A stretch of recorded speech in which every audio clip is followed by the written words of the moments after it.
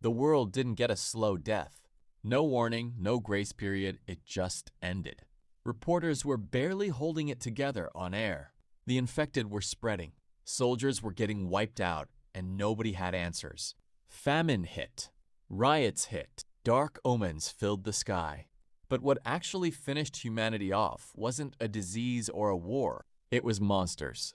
Literal game-like creatures that had no business existing in the real world, tearing through everything like they owned the place. And sure, metahumans showed up, just like in the manhwas.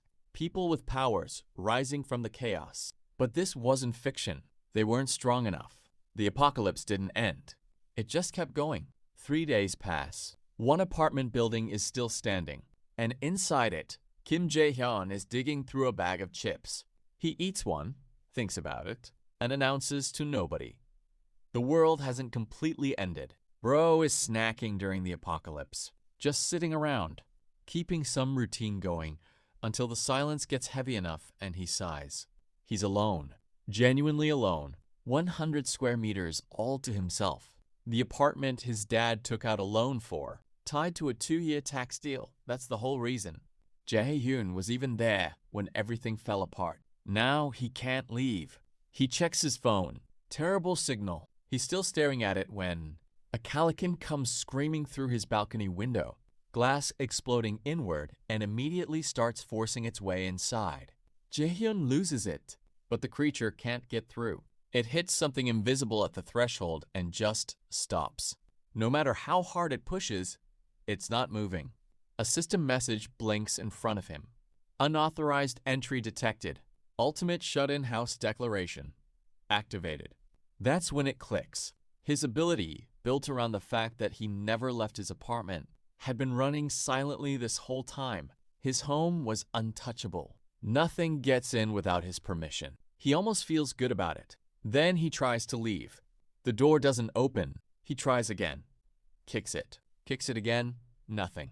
The system message just sits there. The ultimate shut-in cannot leave the house. Jae-hyun turns around and sinks back into his apartment. Safe, untouched, completely protected, and absolutely, hopelessly stuck. The ability keeping him alive is the same one keeping him prisoner. He can't fight, can't explore, can't even step outside for air. He glances toward the kitchen and his expression drops. The food is almost gone.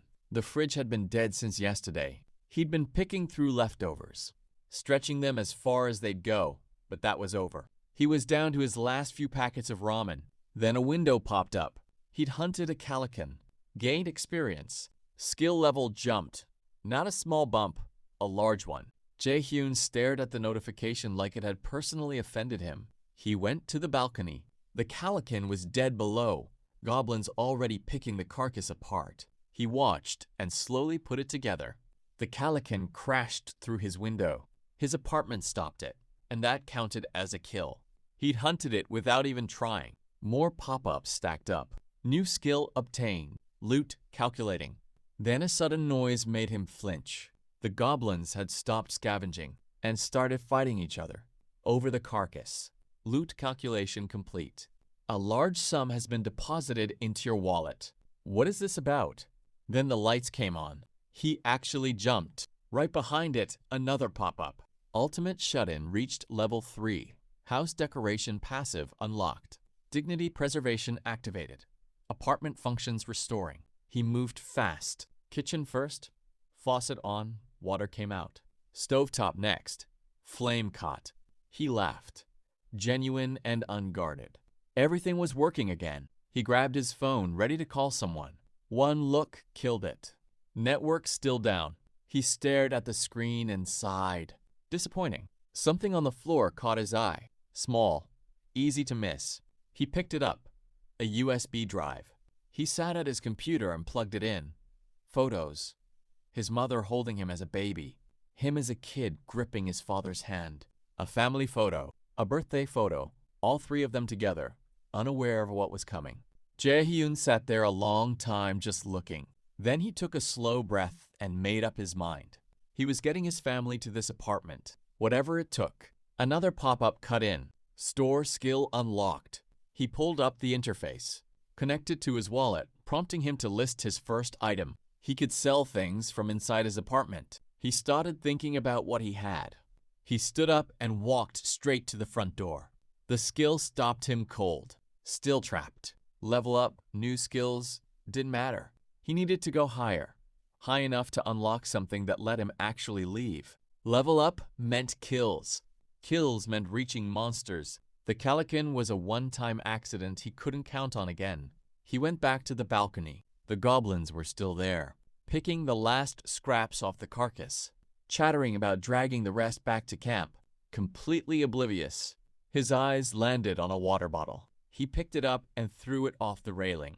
It sailed cleanly off the balcony. Objects could leave, just not him. He turned and looked at the small dumbbell on the floor, picked it up, felt the weight, looked back down at the goblins, still feeding, still unaware. He rolled his shoulder. As the goblins start moving, Jae-hyun leans over the railing. "Hey, don't you dare leave!" He hurls the dumbbell with everything he has. It soars down and crashes right in the middle of the group. Not a kill, but enough to freeze them. Every goblin head snaps upward. He straightens up. He's out of ammo. He looks left, looks right, looks at his hands. He has one dumbbell left. One. He's throwing gym equipment at goblins during the apocalypse, and he only packed 2. Incredible. Below, the goblin leader steps forward, scanning the building with a low growl. It figured out where the throws were coming from. The others crowd beneath his balcony, snarling up at him, then start moving toward the building. Jae-hyun's eyes go wide. Wait, they're close enough now.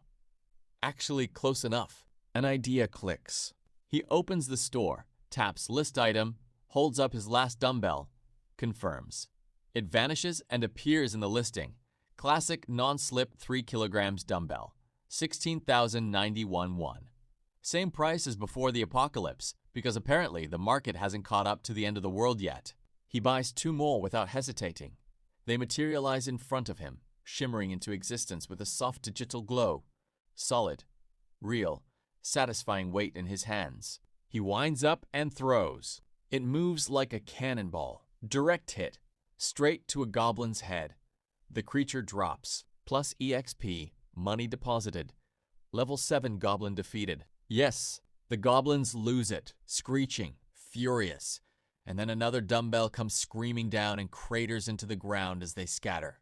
Jae-hyun clicks his tongue. Seriously? He buys 3 more sets, watches them materialize in a row, and gets back to work. Another goblin goes down. Then, level up. New skill acquired. Storage. He opens it immediately, places a dumbbell in, confirms, watches it vanish into what the system calls an alternate dimension, pulls up inventory, selects summon. The dumbbell materializes directly into his hand. He can summon items anywhere, directly into his grip. A slow, dangerous smile spreads across his face. Light starts pouring out of his apartment. He flicks open the holographic interface and starts shouting, "Summon dumbbell! Summon dumbbell! Summon dumbbell!" They pour out of thin air, glowing, hexagonal, raining down on the goblins like the world's most specific natural disaster. One goblin looks up, sees what's coming, and lets out one last miserable cry. Multiple goblins go down at once. EXP floods in. Money hits the wallet. List more items? Jae-hyun is practically glowing. Why is? He pulls up his store. Dumbbells, ramen, water, rice, eggs, milk, seaweed, canola oil, and 1 half-used bottle of ketchup. The full inventory of a man who is not prepared for the apocalypse, but is somehow thriving anyway.